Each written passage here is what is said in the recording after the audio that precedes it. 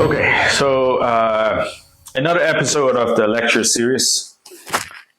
And this week we're going to talk about ready stance. Why is it that traditional Chinese martial art always have the ready stance that does not protect the head? And why is that? And it causes a lot of confusions, and even, people make fun of Chinese martial art. So this is quite an important topic, because if you practice Chinese martial art, you have to know about this. The modern combat sport is relatively young, right? It's been developed in the past, 40 to 50 years only. And traditional martial art has been around for thousands of years.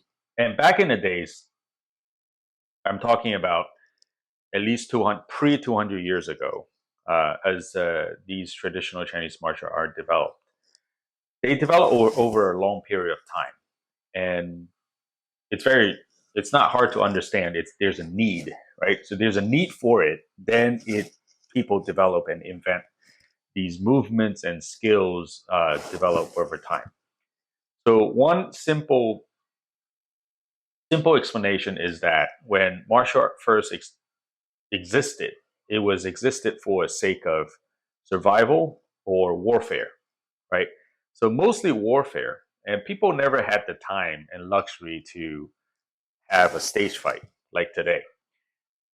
In other words, modern fighters today are entertainers. They fight to entertain people. So people have viewership, and so there's money, prize money behind it. So they train harder and harder for the prize money, for the fame. I'm not discounting their ability to fight. It's just that us being traditional Chinese martial artists, or if you have that passion or training Chinese martial art, you need to understand what you're training and why. So recently I watched a new episode by Taida Wuxue. Okay, it's a Taiwanese martial art channel. It's quite high quality. It's a quality channel, but they only speak in Mandarin. So on this episode, there is the host for the channel, who is the Xie Jiaolian, and then he invited the Zhan Jiaolian onto the Coach Zhan and Coach Xie onto the channel. What they talk about is this topic, right? So first off, why does some of these traditional martial art always have one hand by the waist, one hand in front? So for example, 形意拳, okay, 三体式, right? So 三间对, or 八极拳, 拉弓式, okay? Or sometimes they have ready stance like this, even like this. So these are all hand gestures that suggest very clearly, you can see it, these are weapon handsets, right? So over time, why would there be a transition from weapon to empty hand, right? So that's why we have to understand, like, throughout history, from dynasty to dynasty, every dynasty lasts about 100 to about between 100 to 500 years, depend upon the dynasty. So certain dynasty live longer, certain dynasty last, barely 100 years. So between these dynasty transitions, obviously the new government that took office, the first thing they do is to prevent their hard work for taking over this reign to be taken back. So the first thing they do is they basically wipe out all the martial artists, because those are the people with the capability, with the skill and knowledge to overthrow the new government. So those are the main targets. So all the martial artists or generals, soldiers from the previous dynasty, they need to survive. So what they do is they basically integrate with the civilians' life. They hide themselves into being a farmer or regular, just regular civilians doing business and whatever, just to disguise themselves so they can hide.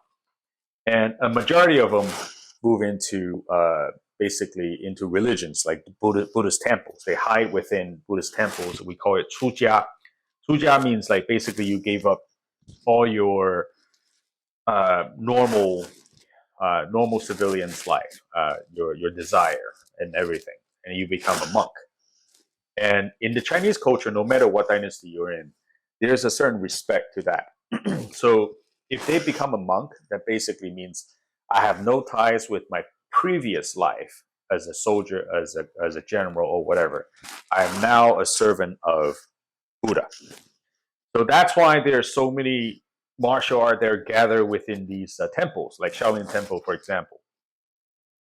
They gather a lot of martial art, but all these martial art came from outside, from these real battlefield generals who can fight, and they want to pass on their skills, or simply just to teach the regular monks just to protect themselves from bandits and whatnot.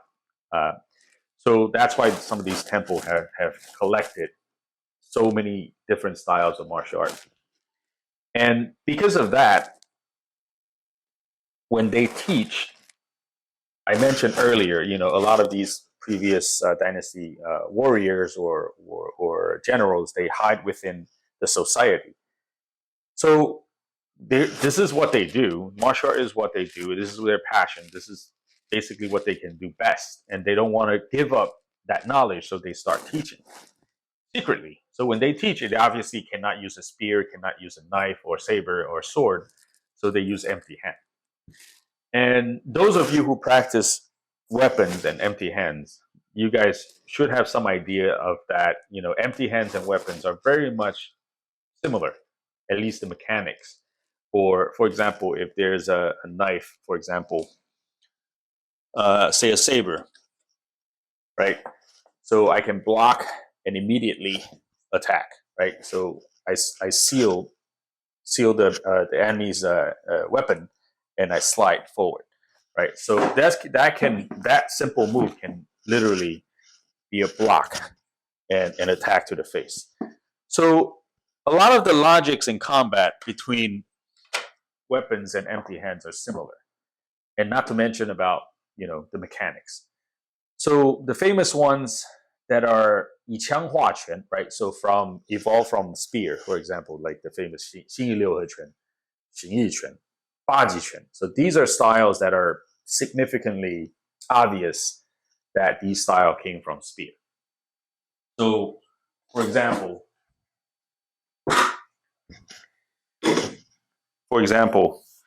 形意拳, 八极拳, they all have this hand by the waist.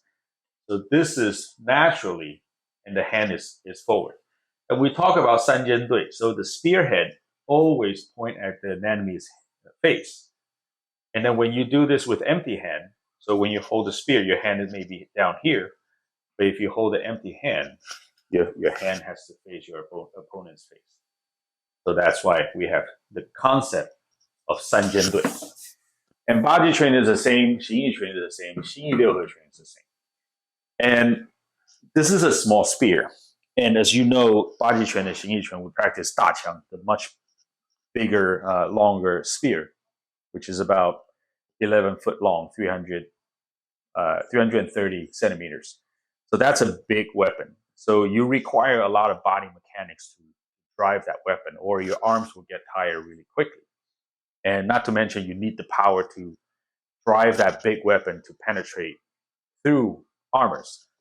So that mechanic gets carry on into forms, even when it becomes evolved into 形意拳 and 八极拳. So that's why a lot of these styles that basically mimics as if they're holding a weapon. And for example, I mentioned about this move, and this is something like when you're already stands with a weapon, basically you hold your sword or saber, your hand is like this, right, on the battlefield. Or you do this, you thrust. So that's why even with a sword, not a spear, your hands always starts here.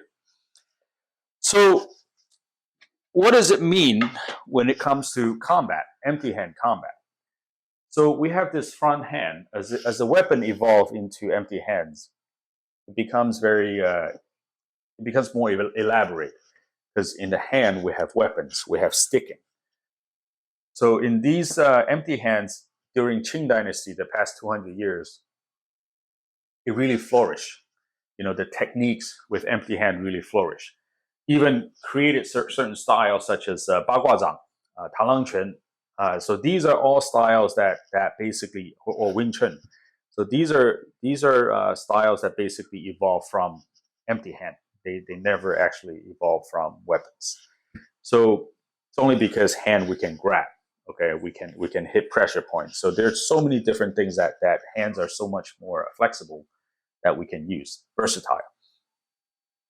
And the concept of the front hand, and one of my YouTube episodes, I talk about that. The front hand can type. Okay, so it basically it can test, right? It can draw reactions. It can grab. So if you see somebody who fights in a street fight, most commonly you see somebody grab onto somebody's sleeve and you pound on the face, right?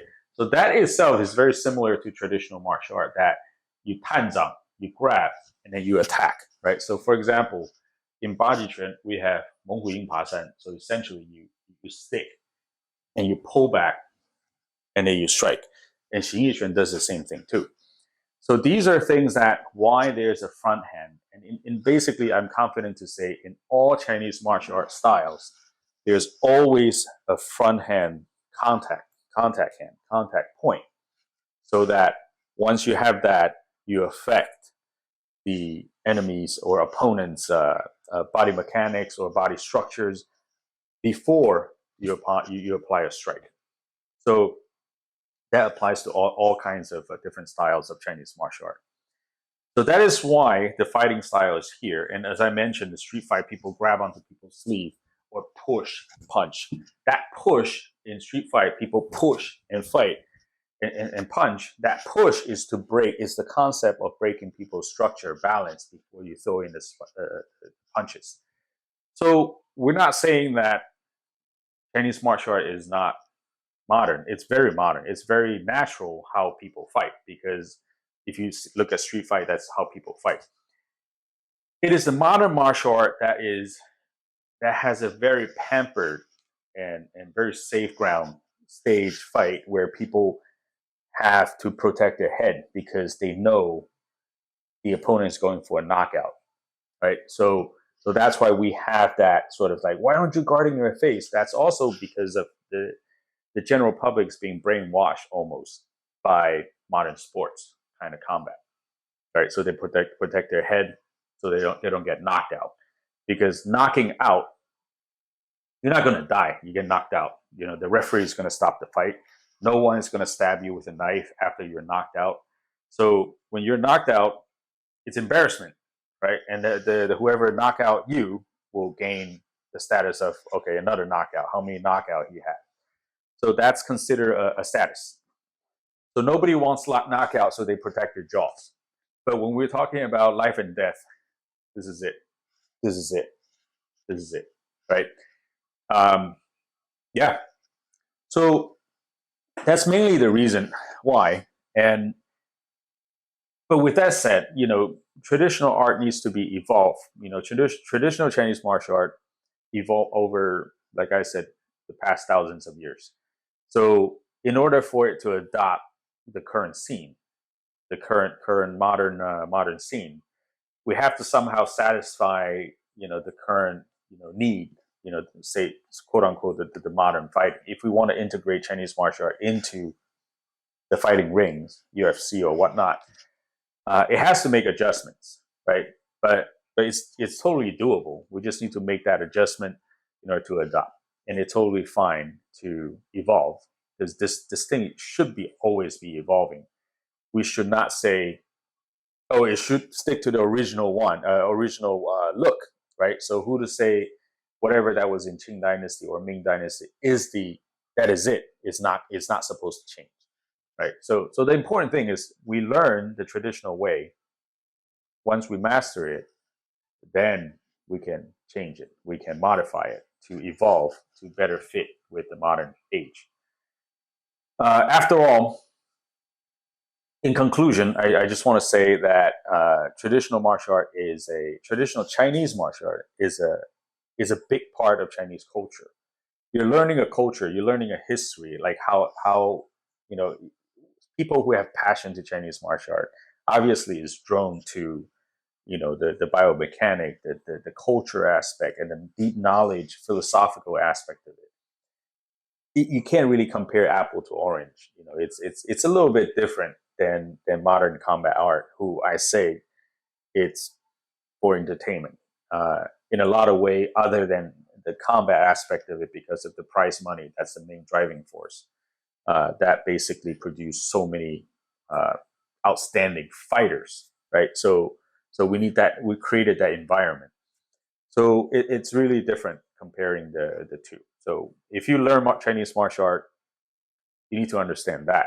Or if you're some sort of haters who want to talk trash about Chinese martial art, this is the difference, right? So you can't really compare the two. Okay? All right. Very well. See you guys next time.